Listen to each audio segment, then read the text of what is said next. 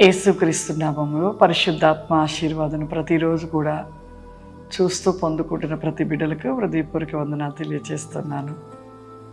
దినములు గడుచుతూ ఉండగా మనము దేవునిలో వెలిగించబడుతూ ఉండాలి.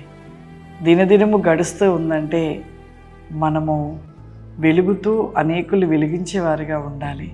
దయచేసి ప్రతి ఒక్కరు కూడా ప్రతిరోజు మీ సమయాన్ని వ్యర్థపరచుకోబాకండి. లేచిన మొదలుకొని ముందుగా దేవునికి ప్రాముఖ్యత ఇచ్చి తరువాత మీ పనులు ప్రారంభించుకునండి. ఈరోజు పరిశుద్ధాత్మ దేవుడు మనకిస్తూ ఉన్న వాగ్దానము సామెతల గ్రంథము 24వ అధ్యాయము 12వ వచనము. ఈ సంగతి మాకు తెలియదని నీవు అనుకొని ఎడల హృదయంలో శోధించువాడు నీ మాటలు గ్రహించును కదా. నిన్ను కనిపెట్టువాడు దానిని ఎరుగుడు గదా. నరులకు వారి వారి పనులను బట్టి ఆయన ప్రతీకారము చేయును కదా. హృదయమును శోధించేవాడు నీ మాటలు గ్రహించును కదా. హృదయాన్ని ఎవరు శోధిస్తారు? శోధించేవాడు ఎవరు? అపవాది. అపవాది ఎప్పుడు కూడా మన హృదయాన్ని శోధిస్తూ ఉంటాడు. వాడు శోధించాలని ప్రయత్నిస్తూనే ఉంటాడు. కానీ మన మాటలు, మన క్రియలు, మన ప్రవక్తను బట్టి వాడికి మన హృదయంలో చోటు దొరుకుతూ ఉంటుంది. దేవుణ్ణి తెలుసుకొని రక్షణ తీసుకున్న తర్వాతకి పరిశుద్ధ గ్రంథంలో ఉన్న ప్రతి మాటను మనము ధ్యానిస్తూ ఉన్నప్పుడు, ఆ మాటల ప్రకారం మనము నడుస్తున్నప్పుడు సాతానుడి కంట మన హృదయాన్ని ముట్టుకోవాలన్నా, మన హృదయం వైపు చూడాలన్నా వాడికి ఎంతో భయం వేస్తుందంట. ఎందుకు అంటే మనము దేవుని మాటలను ధ్యానిస్తూ ఆయన యొక్క రక్షణ తీసుకొని దేవునిలో ఆయన మాట వింటూ ఉన్నాము కాబట్టి అపవాదికి ఎంతో భయము. ఎప్పుడైతే దేవుని మాట వినకుండా మనము మన ప్రవక్తని సరి చేసుకోకుండా మన నోటికి వచ్చిన మాటలు పలుకుతున్నప్పుడంట సాతానికి సందు దొరుకుతుందంట. వాడు మన హృదయాన్ని శోధించడానికి ఒక మంచి అవకాశం దొరుకుతూ ఉంటుందంట. యోబు భార్య విషయంలో జ్ఞాపకం చేసుకుందాం. యోబు భార్య విషయంలో యోబు అంత శ్రమపడ్డాడు. యోబు విషయంలో ఆ కష్టాలు మహాభయంకరమైన కష్టాలు. నిజంగా ఇప్పుడు భూమి మీద ఉన్నవారు యోబుకు వచ్చిన శ్రమలు వస్తే ఎవరు కూడా బ్రతకరు, చనిపోతారు. చనిపోవడం కాదు, దేవుని ముందుగా దూషిస్తారు, దేవుణ్ణి ఇష్టానుసారంగా దూషిస్తారు. మనుషులు చేసుకున్న తప్పులను బట్టి, మనం చేసే పాపాలను బట్టి కూడా మనకు జరుగుతున్న వాటిని బట్టి ఏమంటారంటే దేవుడు కాపాడను కూడా కాపాడట్లేదు, దేవుడు రక్షించట్లేడు, దేవుడు ఎక్కడున్నాడు? ఇంత మందిరానికి వెళ్తున్నాను, ఇంత వాక్యాన్ని చదువుతున్నాను, ఇంత దేవుని సన్నిధికి వెళ్తున్నా, ఇన్ని ప్రార్థనలు చేస్తున్నాను, ఇంతమంది సేవకులు ప్రార్థన చేస్తున్నా, నా జీవితంలో ఏం జరుగుతుంది? అసలు దేవుడు ఎందుకు చేయట్లేడు? ఇట్లాంటి ప్రశ్నలు వేస్తుంటారు. అంటే వారు చేసే పాపాలు కరెక్ట్గా ఉంటాయి, వారు చేసే అబద్ధాలు, మోసాలు, అక్రమాలు ఇవన్నీ కరెక్టే, కానీ దేవుడు చేయకపోతే చేయలేదంటారు. అంటే వీళ్ళే కరెక్టు.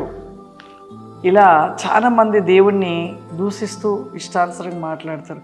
అంటే వాళ్ళ హృదయాన్ని సాతాను శోధిస్తున్నాడు. అంటే వాళ్ళ హృదయంలో సమయం చోటు ఎవరిచ్చారు? మనిషి. ఆ యొక్క మాటలను బట్టి ఆ శోధకుడు వాళ్ళ హృదయాన్ని శోధిస్తూ ఉంటాడు.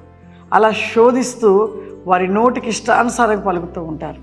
యోబు భార్య అంతే కదా. యోబు ఎక్కడ కూడా ఒక్క మాట పలకలేదు. తనకు పుట్టిన బిడ్డలు చనిపోయారు, తనకుంటున్న సమస్తం, తనకుంటున్న పశువులేంటి, గొర్రెలేంటి, గాడిదలేంటి, తనకి అతని యొక్క అన్నీ కూడా ఆ దేశంలోనే ఆ యొక్క యోబుకుంటున్న సిరి సంపద ఎవరికి లేదంట. అంతా కూడా కోల్పోయాడు. మరి అంత కోల్పోయిన యోబు ఎందుకు ఒక్క మాట కూడా దేవుని దూషించలేదు? ఒక్క మాట అనలేదు ఎక్కడ కూడా. ఎందుకంటే తన హృదయము నిండా కూడా ప్రభు ఉన్నాడు, దేవుడు ఉన్నాడు. తను ఎక్కడ తన నోట ఒక్క మాట పలుకుతాడేమని సైతాను అటు ఇటుగా చూసింది, కానీ ఎక్కడా కూడా యోబు ఒక్క మాట మాట్లాడలేదు.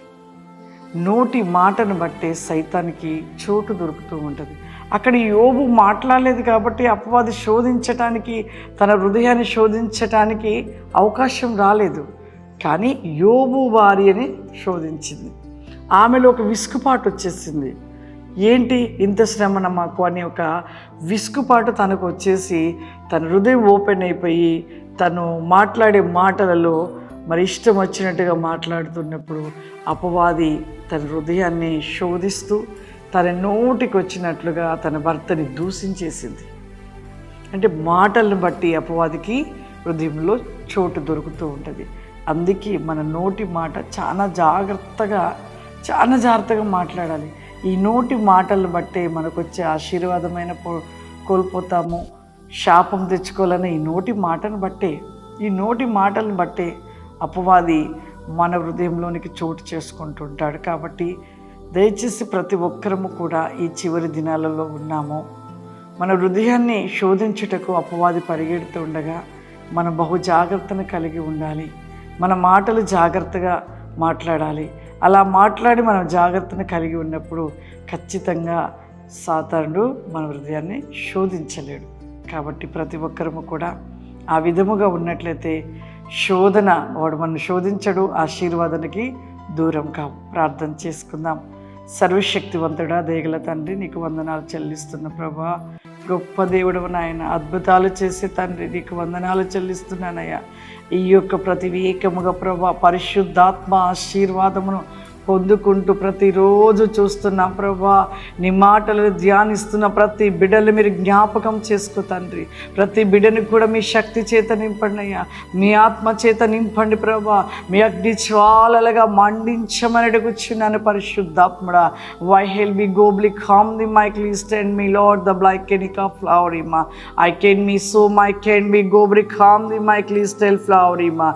నీ కృపాశీర్వాదమును ప్రతి వికావరి క్లోబాది కమాందర మీ ఆత్మని ఇప్పుడే కుమ్మరించండి అయ్యా. మీ అభిషేకము చేత నింపండి ప్రభా. ఒక్కొక్కరు మీ ఆత్మ చేత బలమైన అభిషేకము చేత నింపబడును గాక ప్రభా. నీకు వందనాలు చెల్లిస్తున్నాను. వారి జీవితంలో అద్భుతాలు జరిగించండి నాయన. అడుగుచున్న ప్రతిదీ మీరు జరిగించండి పరిశుద్ధాత్మడా. నీకు వందనాలు.